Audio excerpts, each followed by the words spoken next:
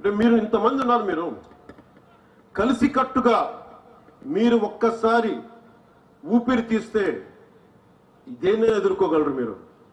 మీరు కలిసికట్టుగా ఒక్క బలమైన నిశ్వాసం వదిలితే తలలకి పెట్టుకున్న మహారాజుల కిరీటాలు కూడా ఎగిరిపోతాయి. అదే మహారాష్ట్ర నేల చెప్పింది.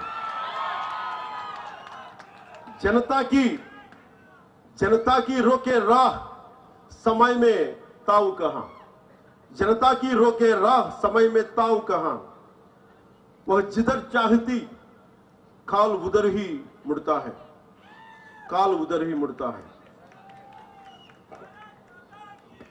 ఇది నీకోసం నేను ఎంత ప్రయత్నం చేశానంటే నా జీవితంలో ఎప్పుడు నేను ఏది అవ్వాలని ప్రయత్నం చేయను. నా డిప్యూటీ సీఎం, నా పొలిటికల్ లీడర్, డెస్టినీ, కాలం, ఫేట్ ఇక్కడ తీసుకొచ్చి పెట్టింది. భారతదేశం కోసం పనిచేసే శక్తిని మన సనాతన ధర్మం ఇచ్చింది. సో మీ అందరికీ నా విన్నపం,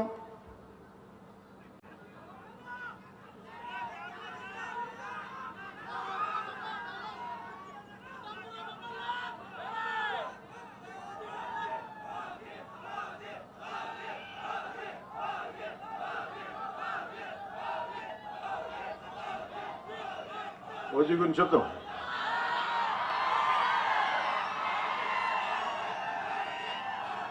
మీకు సినిమా గురించి చెప్తాను. సినిమాల్లో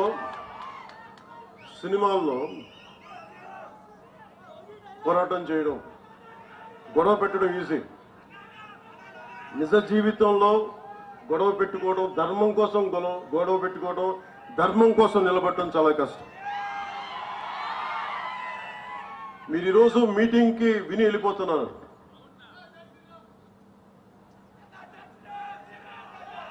రామనామం లేకుండా ఏ హిందూ గుండెలో రామనామం లేకుండా ఉంటుంది. ప్రతి ఒక్క హృదయంలో రామనామం మోగుతూనే ఉంటుంది.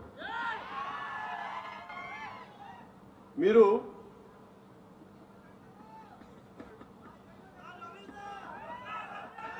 ఇందాక చెప్పిన రామ్ధారి సింగ్ దినకర్ గారిది ఆయన చెప్పేది, మనందరి శక్తి లేదనుకుంటారు.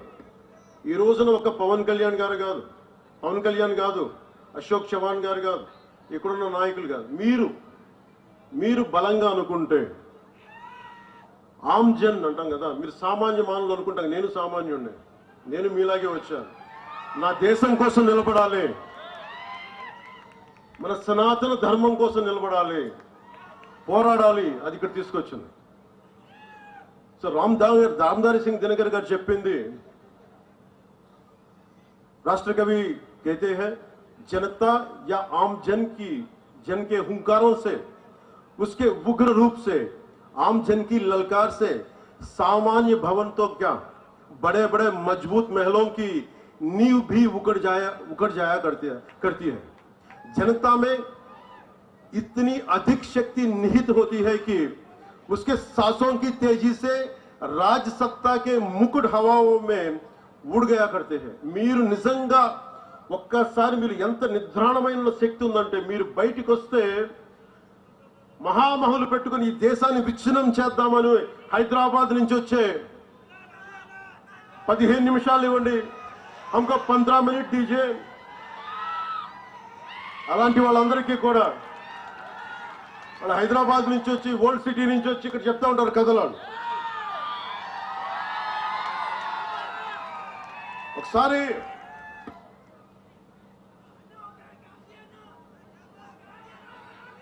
ఒక్కసారి చాలా మంది ఫారెన్ డిగ్నేటరీస్ వచ్చి నన్ను అడిగారు, ఈ దేశంలో మైనారిటీలు బాధపడుతున్నారు, భయపడుతున్నారు నరేంద్ర మోదీ గారి నాయకత్వంలో, భారతీయ జనతా పార్టీ నాయకత్వం అంటే. నేను ఒకటే చెప్పాను, హైదరాబాద్ లో కూర్చొని, పాత బస్తీలో కూర్చొని పోలీసులు 15 నిమిషాలు కళ్ళు మూసుకు కూర్చుంటే హిందువులకు మేమేంటో చూపిస్తాం. నాకెవరో చెప్పాలనిపించింది, ఇది ఛత్రపతి శివాజీ నేల, ఇది ఇలాంటి ధమ్కీలకి భయపడం.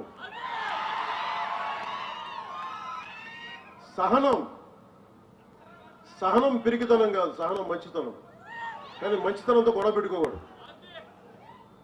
సో అలాంటి వాళ్ళకి మీరు కలిసికట్టుగా ఉంటే ఏదైనా సాధించవచ్చు. इतनी हिम्मत या ऐसा दुस्साहस समय वक्त या काल चक्र में भी नहीं है कि वो जनता का रास्ता रोक सके. అంటే మీరు అనుకుంటే మటుకు మన దారిలో ఎవరు ఏది ఆపలేరు మిమ్మల్ని. काल चक्र या समय की धारा स्वयं उस ओर मुड़ जाती है जैसी जनता चाहती. మీరు ఎలా కోరుకుంటే కాలం అలా మారిపోతే. మీరు భయపడితే సనాతన ధర్మం కోసం మీరు భయపడతారా? సనాతన ధర్మాన్ని రక్షించుకోలేరా? ఈ దేశం ఒకసారి మతపరంగా విడిపోయింది. దేశం ఇది సెక్యులర్ కంట్రీ. ఇది సనాతన ధర్మాన్ని బలహీనమైన ధర్మం కాదు, అది చాలా బలమైన ధర్మం. భరిస్తాం, ఆలోచిస్తాం, సహనంతో ఉండమని చెప్తాం. కానీ హైదరాబాద్ నుంచి వచ్చి మేము వస్తాం, చూస్తాం, చేస్తామంటే అక్కడ దాకా అవసరం లేదు. తోడనా పోడనా ఇది జరుగుతున్నాయినా. చాలా సింపుల్ గా ధైర్యంగా ఇది మన నేల, ఎక్కడికి పారిపోతాం? తల్వార్లు పట్టుకొని వస్తే చేతులు కట్టుకొని కూర్చుందాం. ఎవరికి దమ్ముంది చేయడానికి? ఇది మీరు ఆలోచించండి.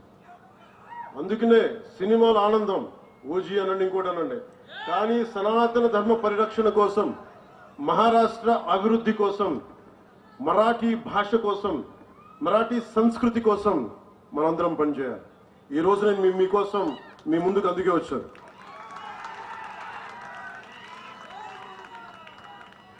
సో నాతో పాటు శ్రీ అజిత్ గోప్చడే, మాన్యవర్ శ్రీ డాక్టర్ అజిత్ గోప్చడే, అలాగే నాందేడ్ లోక్సభ సీట్ నుంచి డాక్టర్ సంతూక్రావు హంబర్డేజీ వారు పోటీ చేస్తున్నారు. శ్రీ జితేష్ రావు సాహెబ్ డెగ్లూర్ అసెంబ్లీ నుంచి బీజేపీ అభ్యర్థిగా పోటీ చేస్తున్నారు. వారికి అఖండ విజయం ఇవ్వాలని మనస్ఫూర్తిగా మీ అందరినీ కోరుకుంటున్నాను.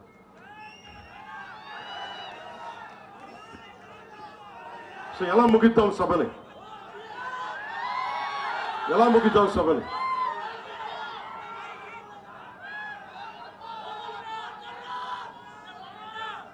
జై శ్రీరామ్తో ముగిద్దామా?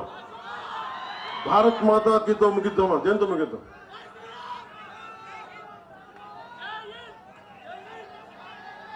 భారత్ మాత ముందు నేలకి నమస్కారం చేద్దాం, నేల తల్లికి, తర్వాత రాముడికి చేద్దాం.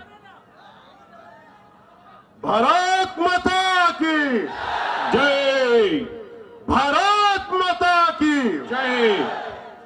जय महाराष्ट्र, जय भारत, जय श्री राम, जय हिंद.